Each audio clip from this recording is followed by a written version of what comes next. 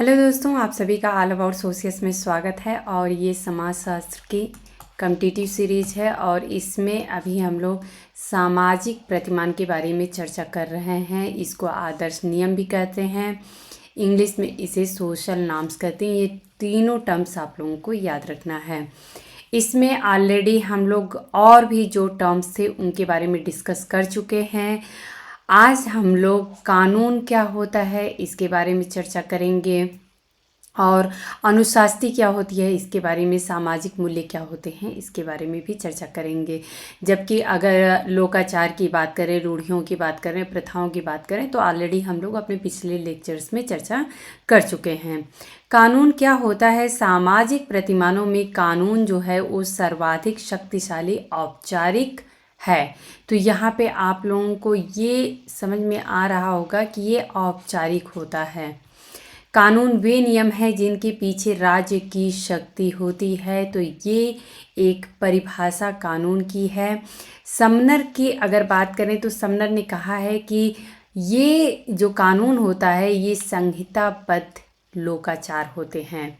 तो ये आप लोग ध्यान रखिएगा कि कौन से विचारक ने कानून को संहिताबद्ध लोकाचार कहा है। ये समनर ने कहा है। क्रेब के अनुसार कानून मानव प्राणियों द्वारा अपनी प्रवृत्ति एवं प्रकृति के अनुसार किए गए अनेक मूल्यांकनों में एक सी अभिव्यक्ति है। तो यहाँ पे आप लोग प्रवृत्ति एवं प्रकृति जो है ये इनका की टर्म होगा। इस परिभाषा में आप लोग याद रखिएगा। ड्यूगिट के अनुसार कानून आचरण के वे नियम हैं जिन्हें सामान्य व्यक्ति सामाजिक जीवन के लाभों को उन्नत एवं संरक्षित करने के हेतु पालन करना आवश्यक समझते हैं। तो यहाँ पे लाभों को उन्नत एवं संरक्षित करना जो है ये इनका की टर्म है। मैकाइवर एवं पेज ने कहा है कि कानून नियमों का ऐसा समूह है जो राज्य के न्यायालयों द्वारा स्वीकार होते हैं और जिनकी वे व्याख्या करते हैं तथा विशेष परिस्थितियों में उन्हें लागू किया जाता है। तो ये कथन जो है ये मैकाइवर एवं पेज से संबंधित है और राज्य के न्यायालयों के द्वारा ये स्वीकृत होते हैं। तो राज्य के न्यायालय जो है ये इनका की टर्म्स यहाँ पे हो जाएगा। ऑस्टिन ने कहा है कि कानून श्रेष्ठ शक्ति का निम्न शक्ति को दिया गया आदेश है। तो ऑस्टिन के जो कथन है इसमें बिल्कुल एक डिफरेंट सा ये कथन है। इसमें कहा गया है कि एक उच्च शक्ति के द्वारा या श्रेष्ठ शक्ति के द्वारा निम्न शक्ति को दिया गया आदेश कानून होता है। कानून उचित अर्थ में आदेश का प्रकार है, परंतु आदेश होने के कारण प्रत्येक कानून किसी निश्चित स्रोत से उद्भूत होता है अथवा इसकी कोई निश्चित निर्माता होता है। कानून को कोई निर्मित भी करता है। तो ये कथन जो है वो ऑस्टिन का है, आप लोग याद रखिएगा। बीर स्ट्रीट का कथन है कि कानून केवल उन्हीं समाजों में होते हैं जिनका एक राजनीतिक संगठन होता है। तो बीर स्ट्रीट का आप लोगों को बुक याद होगा, सोशल ऑर्डर करके इनकी बुक है, ये आप लोग याद रखिएगा। इन्होंने कहा है कि कानून जो है वो केवल उन्हीं समाजों में पाया जाता है जिनका एक राजनीतिक संगठन होता है। कानून व्यवस्थापिका द्वारा स्पष्ट रूप से बनाए जाते हैं अथवा राजनीतिक अधिकारियों द्वारा विधेयकों के रूप में घोषित किए जाते हैं।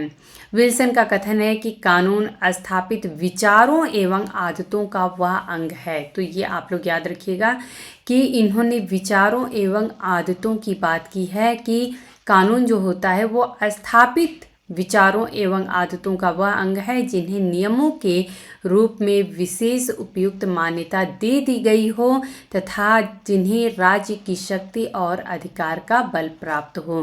तो ये कथन विल्सन का है। हॉलैंड का कथन है कि मानव की बाह्य क्रियाओं को नियंत्रित, ये की टर्म है, आप लोग याद रखिएगा कि मानव की बाह्य क्रियाओं को नियंत्रित करने के लिए एक प्रभु सत्ता संपन्न राजनैतिक सत्ता द्वारा लागू किए गए सामान्य नियम जो होते हैं वही कानून कहलाते हैं। E.A. रास का कथन है कि कानून सामाजिक नियंत्रण का सबसे अधिक विशेषीकृत एवं अत्यधिक स्पष्ट वाहक है जिसे स्वयं समाज क्रियाशील बनाता है। तो ये कथन जो है वो ई एरास का है और यहाँ पे आप लोग देख सकते हैं सामाजिक नियंत्रण की बात करते हैं।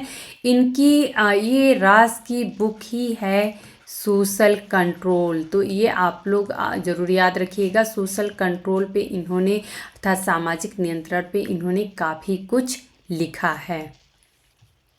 किंग्सले डेविस ने 2 प्रकार के कानूनों का उल्लेख किया है। पहला है इन्होंने बताया है प्रथागत कानून और दूसरा होता है वैधानिक कानून। तो ये आप लोग याद रखिएगा, ये फैक्चुअल बेस्ड टॉपिक्स हैं कि किसने प्रथागत कानून और वैधानिक कानून की बात की है। तो ये किंग्सले डेविस ने की है। प्रथागत कानून जो होता है हमें आदिम जातियां एवं कृषक समाजों में देखने को मिलते हैं, जिन कानूनों को सामाजिक प्रथाओं, मानदंडों, आदर्शों एवं विभिन्न प्रकार के नैतिक मूल्यों को ध्यान में रखकर विकसित किया जाता है, उन्हें प्रथागत कानून कहते हैं। जो कि हमें अपने ग्रामीण समाज में देखने को मिलता है। जो भी कुछ नियम कानून होते हैं जो कि औपचारिक नहीं होते हैं, तो ये प्रथागत कानून के अंतर्गत आते हैं। वैधानिक कानून होता है तो ये जटिल या आधुनिक समाजों में, जैसे कि आजकल हमें जो मेगा सिटीज़ हैं या फिर हमें मेट्रोपॉलिटन सिटीज़ वगैरह देखने को मिलती हैं, बड़े बड़े शहरें देखने को मिलते हैं, तो वहाँ पे हमें प्रथागत कानून नहीं देखने को मिलेगा, बल्कि कि वैधानिक कानून जो होती है इसकी प्रधानता होती है। और इसका स्वरूप जो होता है वो लिखित होता है। चाहे कोई भी कानून हो जो अवैधानिक होता है उसमें हमें औपचारिक इसे बोल सकते हैं, या फिर इसे हम ये कहेंगे कि इसका स्वरूप जो होता है वो लिखित होता है। दुर्खिम ने भी 2 प्रकार के कानून के बारे में बताया है, ये आप लोगों को पता है, दमनकारी कानून और प्रतिकारी, या इसे क्षतिपूर्ति कानून कहते हैं। तो दमनकारी कानून जो है वह यांत्रिक समाज या फिर आदिम समाज की विशेषता होती है। प्रतिकारी कानून या क्षतिपूर्ति कानून होता है वह आधुनिक या सावयवी समाज की विशेषता है। तो ये 2 प्रकार के कानूनों की बात दुर्खिम कहते हैं। ये इम्पॉर्टेंट है, आप लोग ज़रूर याद रखिएगा। सामाजिक मूल्य की यदि बात करें, इसे हम सोशल वैल्यूज़ कहते हैं।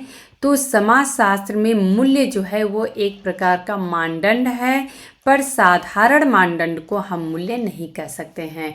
हर किसी साधारण मानदंड को, एक क्राइटेरिया को हम जो सामाजिक मूल्य है या मूल्य है वो नहीं कह सकते हैं, बल्कि ऐसा कहा जाता है कि जो उच्च कोटि के मानदंड होते हैं उन्हें ही हम सामाजिक मूल्य कह सकते हैं। तो उच्च कोटि के मानदंड जो हैं उनको जॉनसन ने मूल्य कहा है, ये आप लोग याद रखिएगा। वे मानदंड जो समाज में एक आदर्श स्थिति को प्राप्त कर लेते हैं, अर्थात एक उनकी अहमियत है समाज में, एक आदर्श स्थिति में पाए जाते हैं, जैसे कि बड़ों का हमें सम्मान करना चाहिए। तो ये हर समाज में पाया जाता है। ऐसा नहीं है कि कोई ऐसा समाज होगा जहाँ पे हम कहेंगे कि बड़ों को हम सम्मान नहीं देंगे या फिर गाली दे सकते हैं या फिर उनका रिस्पेक्ट नहीं करेंगे। तो इस प्रकार का किसी भी समाज में व्यवस्था नहीं है। तो ये एक आदर्श स्थिति में जो मानदंड पाए जाते हैं उन्हीं को हम सामाजिक मूल्य या फिर मूल्य कहते हैं। राधा कमल मुखर्जी, जहाँ पे सामाजिक मूल्यों की बात आएगी, सोशल वैल्यूज़ की, वहाँ पे राधा कमल मुखर्जी का नाम फ्रंट में आता है, क्योंकि यही एक विचारक हैं जिन्होंने सामाजिक मूल्यों पे बहुत ही ज़्यादा विस्तृत में काम किया है। तो राधा कमल मुखर्जी ने मूल्यों के संदर्भ में 2 प्रमुख पुस्तकों की रचना की है। सोशल वैल्यूज़ के नाम से इन्होंने 2 पुस्तकें ही लिख डाली हैं, जिसमें मूल्यों की संरचना तथा मूल्यों के संस्तरण अर्थात हायरार्की का काफ़ी प्रभावपूर्ण व व्यवस्थित वर्णन किया गया है। और पुस्तकें हैं social structure of values, very very important book, और डायमेंशन ऑफ वैल्यूज़। तो यहाँ पे मैंने ये बुक मेंशन कर दिया, आप लोग देख सकते हैं, the social structure of values, ये R.K. मुखर्जी अर्थात राधा कमल मुखर्जी का है। The dimensions of values Radha Kamal Mukherjee के द्वारा लिखी गई है। राधा कमल मुखर्जी के अनुसार मूल्य समाज द्वारा मान्यता प्राप्त इच्छाएं तथा लक्ष्य हैं जिनका आंतरिकरण सीखने या समाजीकरण की प्रक्रिया के माध्यम से होता है और जो प्राकृतिक अधिमान्यताएं, मानक तथा अभिलाषाएं बन जाती हैं। तो ये जो है सामाजिक मूल्य की परिभाषा जो है ये इन्होंने दी है। आप लोग ज़रूर याद रखिएगा कि मूल्य की परिभाषा जो वैल्यूज हैं इनकी परिभाषा राधा कमल मुखर्जी ने क्या दी है, ये बहुत ही ज़्यादा इम्पॉर्टेंट है, आप लोगों को ज़रूर याद रखना है। इच्छाएं तथा लक्ष्य की बात ये करते हैं। इन्होंने कहा इसी के माध्यम से समाजीकरण होता है और ये प्राकृतिक अधिमान्यताएं, मानक तथा अभिलाषाएं ये बन जाती हैं समाजीकरण के द्वारा। तो ये जो है ये इनके की टर्म्स हैं, आप लोग ज़रूर याद रखिएगा। जॉनसन की बात करें, यहाँ पे सिर्फ राधा कमल मुखर्जी ने ही मूल्यों की बात नहीं की है बल्कि जॉनसन और फीचर दो विचारक हैं, इन्होंने भी बात की है। तो मेरा यहाँ पे मेंशन करने का मेन उद्देश्य यही था कि आप लोग इनके कथन से राधा कमल मुखर्जी के कथन को कंफ्यूज नहीं करिएगा। जॉनसन ने कहा है कि मूल्यों को एक धारणा या मानक के रूप में परिभाषित किया जा सकता है जो सांस्कृतिक हो सकता है या केवल व्यक्तिगत और जिनके द्वारा वस्तुओं की एक साथ तुलना की जाती है और वे एक दूसरे के संदर्भ में स्वीकार या अस्वीकार किए जाते हैं क्योंकि वे अच्छे हो सकते हैं या बुरे हो सकते हैं। तो हम अच्छे और बुरे का कंपेयर कैसे करते हैं? अगर हमारे सामने कोई चीज़ अच्छी दिख रही है और उसके कंपेयर में कोई चीज़ अच्छी नहीं दिख रही है तो हम कह सकते हैं कि हाँ ये चीज़ अच्छी है और दूसरी चीज़ बुरी है। फिर वांछित या अवांछित या अच्छी या बुरी या कम उचित मानी जाती है। तो ये जो कुछ की टर्म्स हैं ये जॉनसन ने जो मूल्यों की परिभाषा दी है उसमें है, आप लोग ज़रूर याद रखिएगा। फीचर का कथन है कि समाजशास्त्री दृष्टि से मूल्यों को उन कसौटियों के रूप में परिभाषित किया जा सकता है जिसके द्वारा वह समूह या समाज व्यक्तियों, प्रतिमानों, उद्देश्यों और अन्य सामाजिक सांस्कृतिक वस्तुओं के महत्व का निर्णय करते हैं। तो इस प्रकार से मूल्यों की परिभाषा जो है वो फीचर ने दी है। अब सामाजिक मूल्यों की विशेषताएं क्या होती हैं उनको देख लेते हैं। तो सामाजिक मूल्य जो होते हैं वो सामाजिक मानक हैं, एक स्टैंडर्ड है कि उनसे हमें पता चलता है कि समाज किस प्रकार का है, अच्छा समाज है या बुरा समाज है, सभ्य समाज है या असभ्य समाज है। सामाजिक मूल्यों के बारे में अगर देखें तो समूह में एक मत्ता पाई जाती है, सबका एक विचार होता है। सामाजिक मूल्यों के पीछे उद्वेग भावनाएं होती हैं, हमारी खुद की अपनी भावनाएं होती हैं कि नहीं हमें ऐसा नहीं करना चाहिए या करना चाहिए। सामाजिक मूल्य जो होते हैं वो गतिशील होते हैं, समय और स्थिति के अनुसार परिवर्तित भी होते रहते हैं। अगर हम सामाजिक मूल्यों की बात करें तो आज से अगर आदिम समाज में जाएं तो उस समय सामाजिक मूल्यों का रूप कुछ और था, लेकिन आज के आधुनिक समाज में देखें तो सामाजिक मूल्यों का रूप हमें कुछ और दिखता है। सामाजिक मूल्यों में विभिन्नता पाई जाती है। सामाजिक मूल्य सामाजिक कल्याण एवं सामाजिक आवश्यकताओं के लिए महत्वपूर्ण समझे जाते हैं। तो ये कुछ जो है सामाजिक मूल्यों की विशेषताएं हैं। सामाजिक मूल्यों के वर्गीकरण की बात करें तो यहाँ से आप लोगों को ये वेरी इम्पॉर्टेंट है, आप लोग ज़रूर याद रखिएगा। विभिन्न विचारकों ने सामाजिक मूल्यों को अनेक भागों में डिवाइड किया है। तो पहला नाम विलियम पेरी का है, इन्होंने 4 भागों में विभाजित किया है, सकारात्मक मूल्य, नकारात्मक मूल्य, विकासवादी मूल्य और वास्तविक मूल्य। ये आप लोग याद रखिएगा, इन 4 मूल्यों की बात विलियम पेरी ने की है। C.M. केस ने मूल्यों को 4 भागों में बांटा है, सावयवी मूल्य, विशिष्ट मूल्य, सामाजिक मूल्य और सांस्कृतिक मूल्य। तो इन चारों मूल्यों के बारे में C.M. केस ने कहा है। राधा कमल मुखर्जी ने भी मूल्यों को 2 भागों में विभाजित किया है। पहला जो है ये साध्य मूल्य है और दूसरा जो है वो साधन मूल्य है। इसे इंट्रिंसिक वैल्यू कहते हैं और इसे इंस्ट्रूमेंटल वैल्यूज कहते हैं। अब साध्य मूल्य क्या होता है इसको देख लेते हैं। तो साध्य मूल्य जो होता है मानव जीवन के आंतरिक जीवन से संबंधित ऐसे लक्ष्य एवं तृप्तियां हैं जिन्हें व्यक्ति एवं समाज दोनों ही जीवन और मस्तिष्क के विकास के लिए आवश्यक समझते हैं। यह मूल्य व्यक्ति के आचरण के अंग होते हैं। तो किस प्रकार से आखिर में हमारे क्या हमारा एम है, हमारा लक्ष्य क्या है, इसके लिए साध्य मूल्य जो होते हैं वो हमें देखने को मिलते हैं। साधन मूल्य क्या होते हैं? तो साधन मूल्य जो होते हैं वो साध्य मूल्य को प्राप्त करने, निर्वाह करने, विकसित करने में सहायता करते हैं। साधन मूल्य जो होते हैं विशिष्ट और अस्तित्वात्मक होते हैं। अब यहाँ पे एक परिभाषा से समझ लेते हैं। जैसे कि अगर मान लेते हैं कि हमारे जीवन का आखिर में उद्देश्य क्या है, तो मोक्ष प्राप्त करना है। अगर मान लेते हैं हमारे जीवन का उद्देश्य ही मोक्ष प्राप्त करना है, मोक्ष प्राप्त अर्थात जीवन मरण से हमें छुट्टी चाहिए, हमें इस जीवन मरण का जो चक्र है इसमें नहीं रहना है, इसलिए हमें मोक्ष की प्राप्ति चाहिए। जो साध्य मूल्य है इसमें हमारा मोक्ष आ जाएगा। लेकिन इस मोक्ष को प्राप्त करने के लिए हम किन किन साधनों का उपयोग कर रहे हैं, धर्म का, कर्म का, जिस प्रकार का भी हम ये सामाजिक तत्वों का उपयोग कर रहे हैं। जैसे मान लेते हैं कि धर्म का हम उपयोग कर रहे हैं कि हमें पूजा पाठ करके, भगवान की साधना आराधना करके हमें मोक्ष की प्राप्ति करनी है, या फिर हमें अच्छे कर्मों को करके और मोक्ष की प्राप्ति करनी है। तो ये जो होते हैं ये साधन मूल्य होते हैं। तो इसमें अगर देखें तो धर्म और कर्म आदि आ जाएंगे। मूल्यों के संस्तरण की बात भी राधा कमल मुखर्जी ने की है। मूल्यों का संस्तरण अर्थात हायरार्की। इन्होंने 3 मूल्यों की बात की है: जैविक मूल्य, सामाजिक मूल्य और आध्यात्मिक मूल्य। जैविक मूल्य में जैसे इन्होंने रोटी, कपड़ा और मकान को रखा है। वहीं पे सामाजिक मूल्य की बात करें तो इन्होंने इसमें प्रतिष्ठा और सम्मान को रखा है कि हमारे समाज में जो मूल्य है समाज के द्वारा प्राप्त होते हैं तो वो प्रतिष्ठा होता है, सम्मान होता है। वहीं पे आध्यात्मिक मूल्य की बात करें तो ये मोक्ष होता है। अब यहाँ पे हम लोग MS गोरे के द्वारा भी 2 मूल्यों की बात की गई है, उसको देख लेते हैं। पहला इन्होंने साधारण मूल्य कहा है और दूसरा परिधि मूल्य, कोर वैल्यूज और पेरिफेरल वैल्यूज। तो इन दोनों मूल्यों की बात MS गोरे ने की है। जॉनसन ने 2 मूल्यों की बात की है: प्रबल मूल्य और द्वितीयक मूल्य, डोमिनेंट वैल्यूज और सेकेंडरी वैल्यूज। प्रबल मूल्य में अगर देखें तो माता पिता का हमें सम्मान करना चाहिए, ये प्रबल मूल्य है। लेकिन किसी बुजुर्ग का या बड़ों का सम्मान करना चाहिए, ये हमारा द्वितीयक मूल्य या फिर सेकेंडरी वैल्यूज हो जाता है।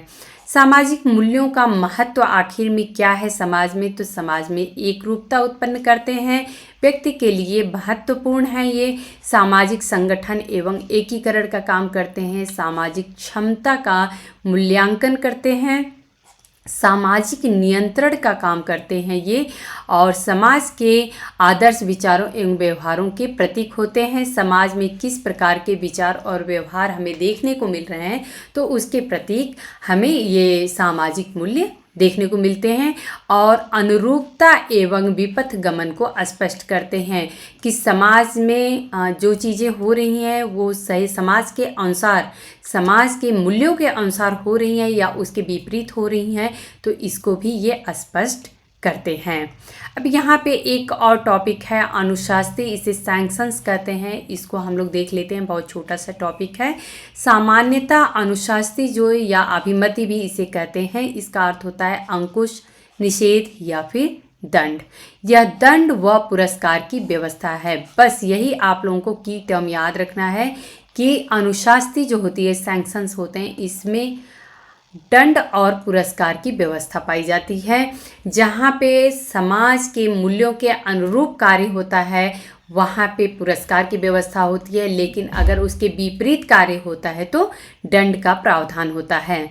फिर चाइल्ड ने कहा है कि अनुशास्त्री किसी भी क्रिया या व्यवहार को दी जाने वाली आज्ञा या सामाजिक स्वीकृति है। तो यहाँ पे आप लोग देख सकते हैं कि कोई भी अगर व्यक्ति कोई क्रिया या व्यवहार किया जा रहा है किसी व्यक्ति के द्वारा, तो उसकी जो अनुशास्त्री होती है वो उसको आज्ञा देती है या फिर सामाजिक स्वीकृति देती है कि हाँ ये समाज के नियमों के अनुसार है, आप कर सकते हैं। रेडक्लिफ ब्राउन ने 4 प्रकार के सामाजिक अनुशास्त्रियों का उल्लेख किए हैं। नकारात्मक अनुशास्त्री, जिसमें कि हम देखेंगे दंड का प्रावधान होता है, क्योंकि ये समाज के जो नियम होते हैं, कानून होते हैं, उसके विपरीत होता है। सकारात्मक अनुशास्त्री, तो इसमें पुरस्कार का प्रावधान मिलेगा, क्योंकि ये सकारात्मक या अर्थात पॉजिटिव वे में होता है। विस्तृत अनुशास्त्री वे होते हैं जो कि बहुत ही लंबे समय से समाज में चले आ रहे हैं और समाज के द्वारा स्वीकृत हो चुके हैं। संगठित अनुशास्त्री ऐसे होते हैं जो कि समाज में संगठन की व्यवस्था बनाए रखते हैं। तो दोस्तों, ये सामाजिक प्रतिमान में कुछ टॉपिक थे जिनको हम लोगों ने कवर किया, और उम्मीद है कि आप लोगों को मेरा पढ़ाने का तरीका, मेरे लेक्चर्स आप लोगों को पसंद आते होंगे। यदि पसंद आते हैं तो आप लोग लाइक किया करिए, मुझे कमेंट करके बताया करिए, अपने दोस्तों में शेयर करिए। और कल फिर हम लोग मिलेंगे एक नए टॉपिक के साथ, क्योंकि सामाजिक प्रतिमान जो है ये टॉपिक यहाँ पे कंप्लीट होता है। धन्यवाद।